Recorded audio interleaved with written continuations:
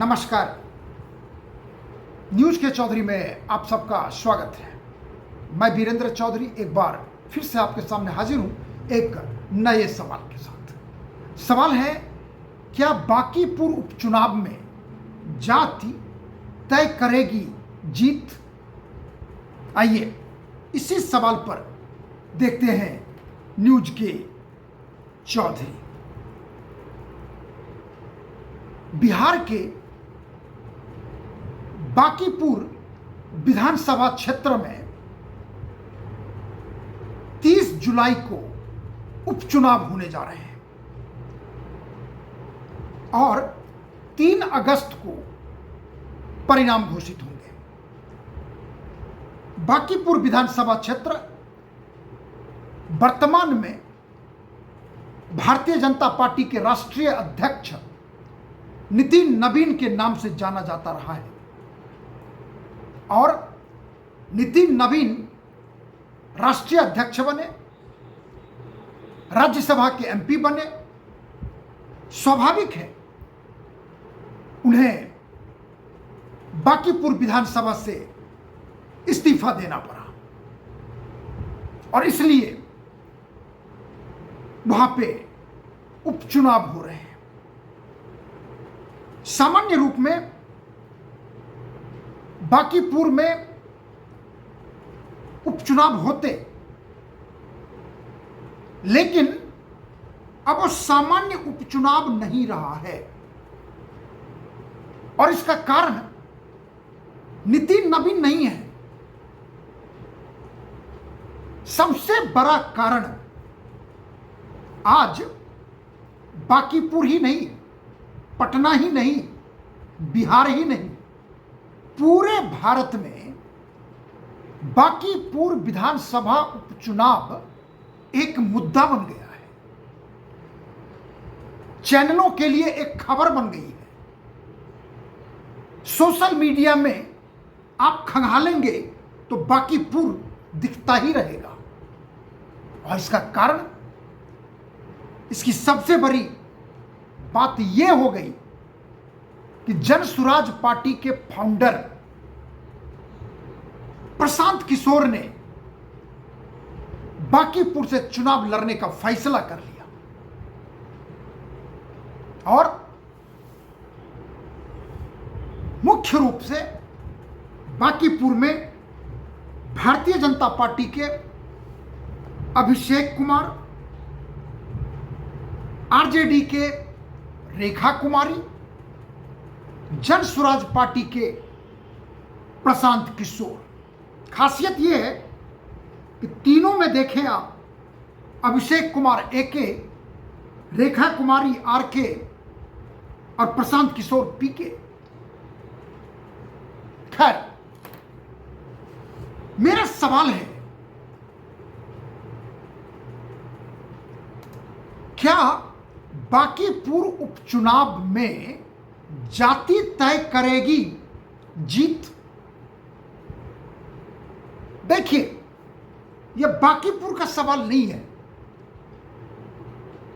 हम माने या ना माने, भारत के राजनीति में जाति एक महत्वपूर्ण निर्णायक फैक्टर होता है।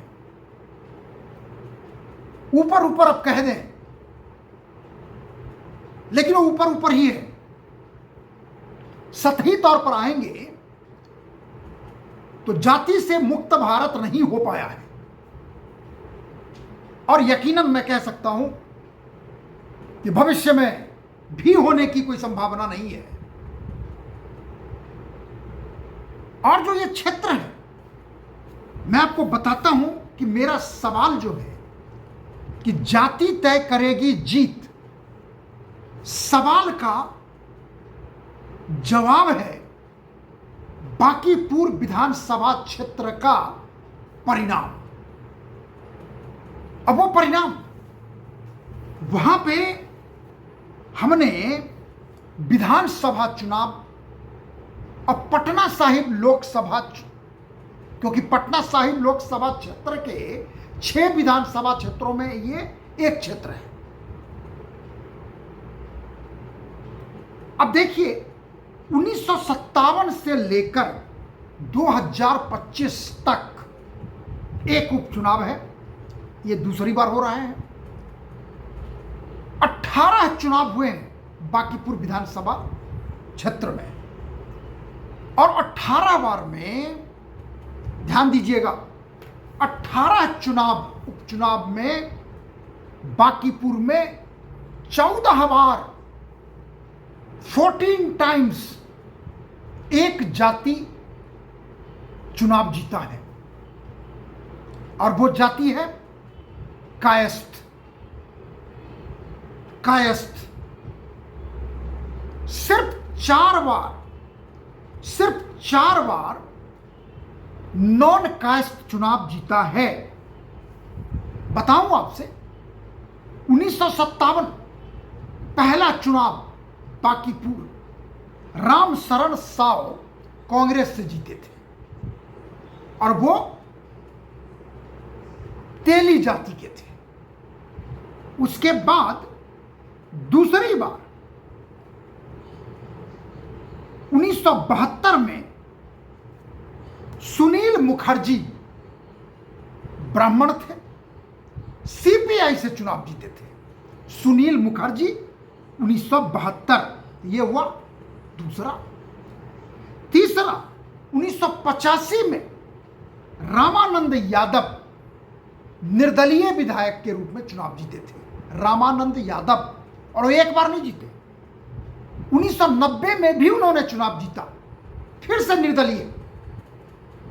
माने 1957 से लेकर 2025 तक के बांकीपुर के विधानसभा चुनाव के इतिहास में सिर्फ 4 बार नॉन कायस्थ चुनाव जीता है। 1957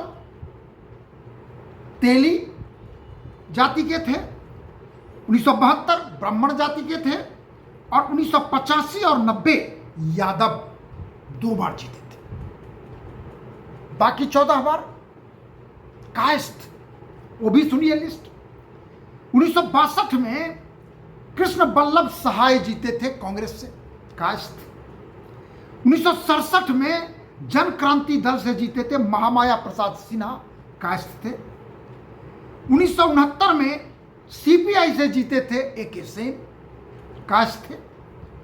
1977 में ठाकुर प्रसाद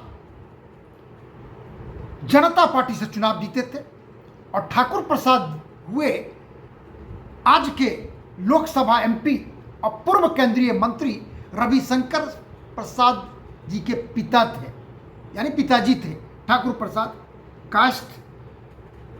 1980 कांग्रेस रंजीत सिन्हा, कायस्थ। अब 1995 के बाद ये सारा जो है, ध्यान दीजिएगा,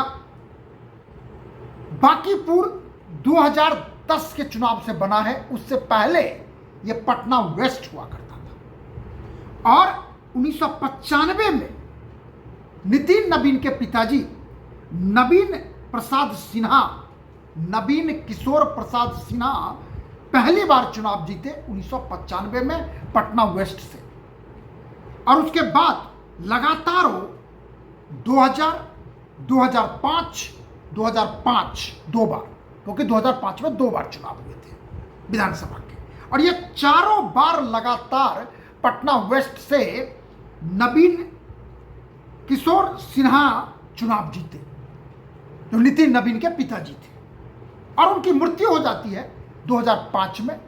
उपचुनाव होते हैं पटना वेस्ट से, और पहली बार नितिन नवीन उपचुनाव लड़ते हैं और भारी बहुमत से चुनाव जीतते हैं, और उसके बाद 2010 में पटना वेस्ट बन जाता है बांकीपुर।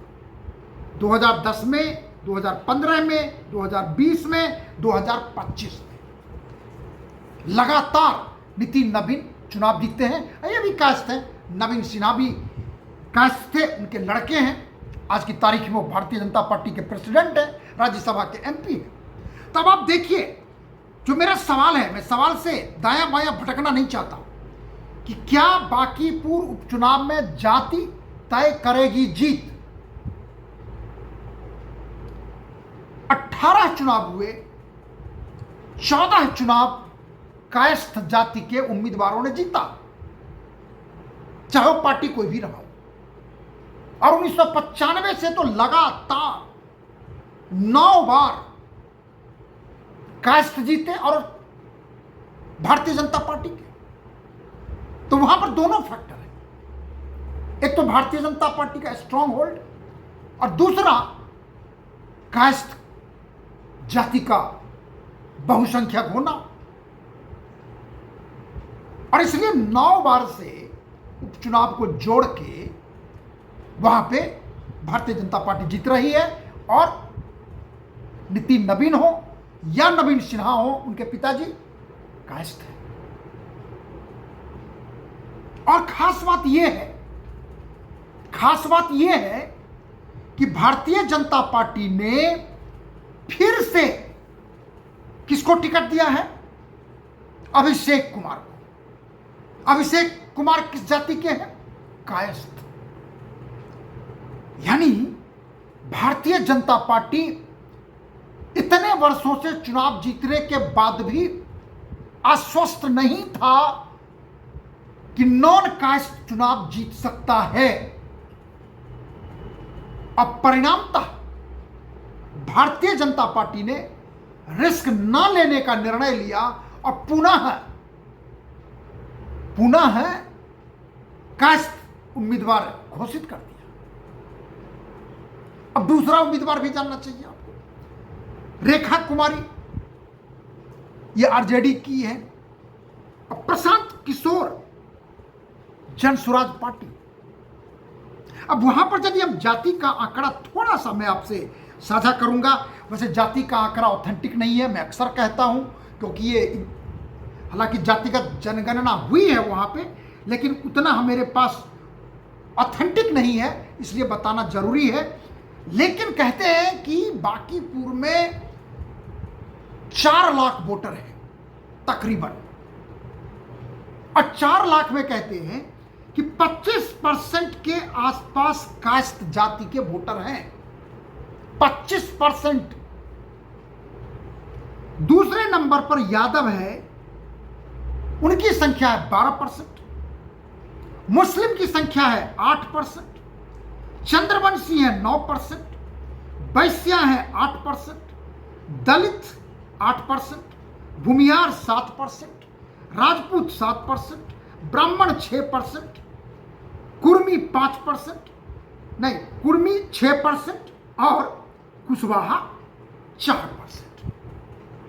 डेटा विभिन्न अखबारों से लिया गया है, फिर से दोहरा रहा हूं, लेकिन यह सच है कि वहां पर बहुसंख्यक जो मतदाता हैं वो साइजेबल संख्या कायस्थों की है। अब सवाल उठता है, फिर से मैं सवाल पे आता हूं कि क्या बांकीपुर उपचुनाव में जाति तय करेगी जीत? एक तो बात आप समझ ही रहे हैं कि यदि आज Bharatiya Janata party non cast को चुनाव देती, के लिए उम्मीदवार बनाती, तो यह मुद्दा ना होता। चूंकि भारतीय जनता पार्टी ने, कारण जो भी रहा हो, कारण प्रशांत किशोर है कि यदि भारतीय जनता पार्टी के जहन में रहा भी होगा कि नॉन कास्ट को उम्मीदवार बनाएंगे, लेकिन प्रशांत किशोर के आने के बाद निश्चित रूप से भारतीय जनता पार्टी को लगा होगा कि एडवेंचरस बनना वाजिब नहीं होगा, और उन्होंने टेस्टेड फॉर्मूला, जो मैंने बताया कि 18 बार में 14 बार कास्ट जीता है, और 1995 से लगातार 9 बार भारतीय जनता पार्टी की जीत हुई है, और पिता पुत्र मिलके 9 बार चुनाव जीते। इससे ज्यादा टेस्टेड फॉर्मूला क्या होगा? और जहां तक प्रशांत किशोर की बात है, ब्राह्मण जाति के हैं। अब वोटर कितना देखेंगे? 6%। मान लीजिए ये वैश्या है, तो वैश्या का कितना है? वैश्य जाति का 8%। लेकिन वहां पर खास बात यह है कि आरजेडी का एक साइजेबल वोट है। यदि पिछले बार का आप देखेंगे तो आपको लगेगा कि नितिन नवीन 2025 में वोट पाए थे लगभग 63% और आरजेडी को मिला था लगभग 30% और जन स्वराज पार्टी को मिला था 5% लगभग। वही 2020 में देखें आप तो बीजेपी नितिन नवीन को मिला था 59% वोट और उस समय अलायंस था कांग्रेस आरजेडी का, कांग्रेस को मिला था 31%। 2015 में देखेंगे 60% नितिन नवीन को मिला और कांग्रेस को मिला लगभग 33%।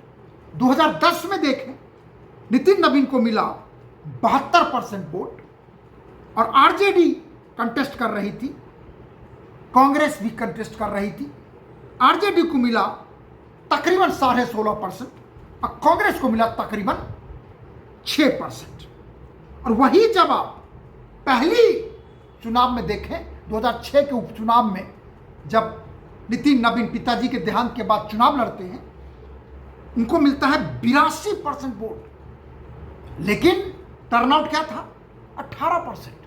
मात्र 2006 की बात है और उस समय कांग्रेस का कैंडिडेट था जिसको मिला था लगभग 12%। तो अब ये देखिए 63% बीजेपी की बात कर रहा हूं नितिन नवीन की, 59%, 60%, 72%, 82%।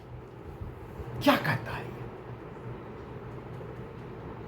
ये क्या कहता है? साफ साफ कहता है कि बांकीपुर में जाति माने रखता है। जाति एक प्रमुख कारक है चुनावी परिणाम को प्रभावित करने के लिए। और दूसरे तरफ का भी आपने देखा वोटों का आकलन। और जहां तक जन स्वराज पार्टी का देखें 2025 में जो उनके कैंडिडेट थे उनको 5% वोट मिलता है। अब ऐसी स्थिति में क्या होगा? क्या जाति फिर से जीत तय करेगी? और खास बात यह है कि भारतीय जनता पार्टी ने कास्ट को ही टिकट दिया है, दूसरे कोई कास्ट है नहीं। और यदि पैटर्न देखें तो 18 में से 14 बार कास्ट की जीत हुई है, अब की बार भी 15वीं बार कास्ट की जीत हो जाएगी 19 बार में।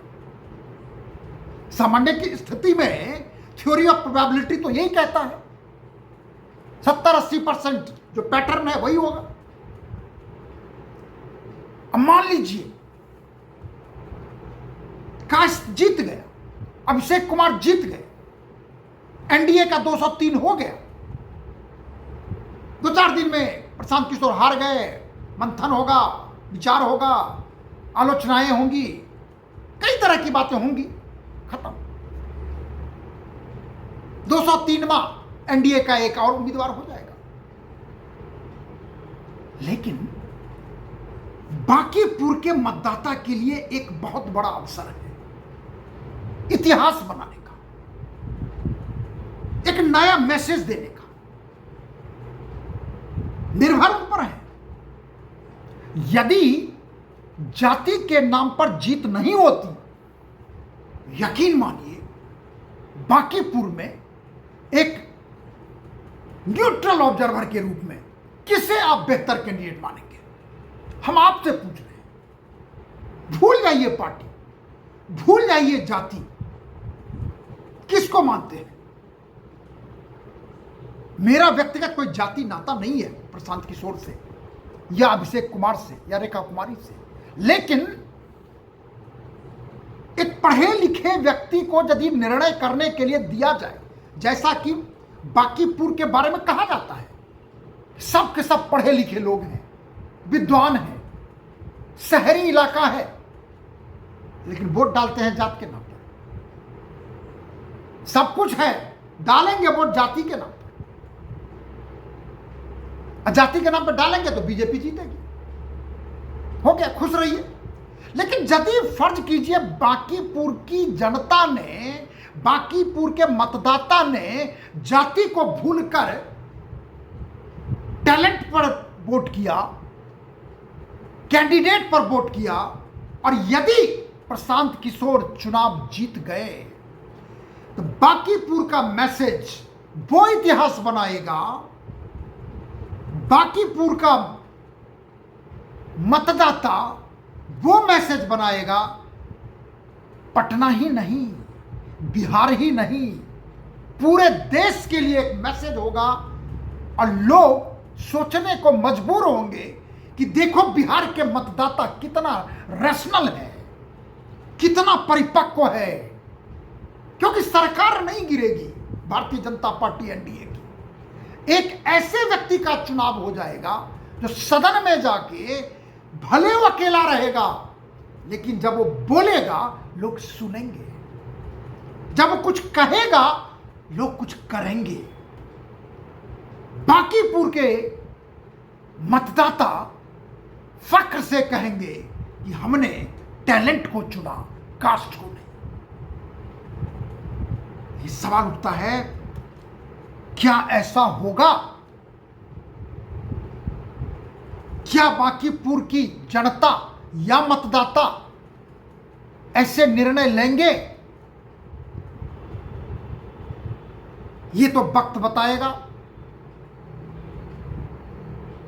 और यह फैसला होगा 3 अगस्त को कि बांकीपुर की जनता या मतदाता ने जाति को चुना या उम्मीदवार को चुना, जाति को चुना या प्रतिभा को चुना, जाति को चुना या एक सजग नेता को चुना। और इस सब के लिए हम सबको इंतजार करना पड़ेगा।